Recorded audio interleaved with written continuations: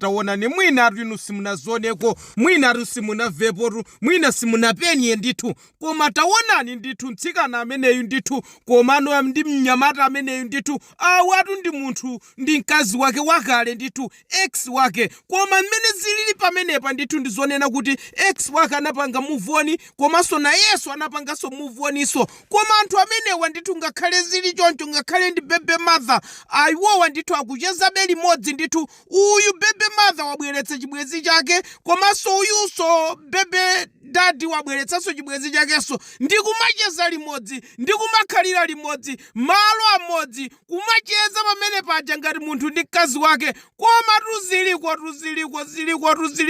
mtsikana amene otchedwa Zari anthu ambiri akumanena kuti Diamond ndi Zari amafiranabe koma awa ndi maganizo a anthu osauka kunena kuti anthu amene wakakhala limodzi ndiye kuti akufiranabe awatu ndi bebe mother koma palibepo chilichonse ndipo anenetsa kuti palibe chilichonse chimene amafirana panakali panopa koma amangoyang'anana ndithu ngati munthu ndi nzake izi tuzikuonetsera poyera kuti anthu umphawi ndi umene umatipangitsa kuti tizidana ndi ex athu kumaganiza kuti ameneyu ndi amene akudya chuma koma musaiwale kuti Zari anatapako kaye chuma chake kwa Diamond ndipo alibenso china chilichonseso chikhumbokhumbo chinaso chotarapenso ndrama zinaso iyi ndi nthawi yonena kuti nzake amene alinso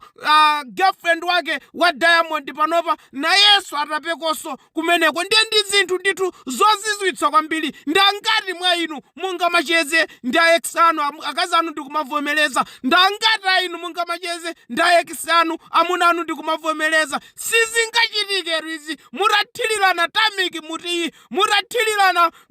ndulu yang'ona muti anthu muli pano ndi anthu opyetsa mtima kwambiri koma taonani phunziro taphunzirani pa anthu amenewa ndithu amene panakali panopa munthu ndithu ndi ex wake kumacheza kumayenderana muzinyumba nyumba mukuonamo nyumba mwakongolamo ndi nyumba mmenemo ndithu mwa Diamond kukongola kwambiri pajatu musaiwale iyeyu ndi nkhalakale pamakobidi koma tuziliko zosokoneza anthu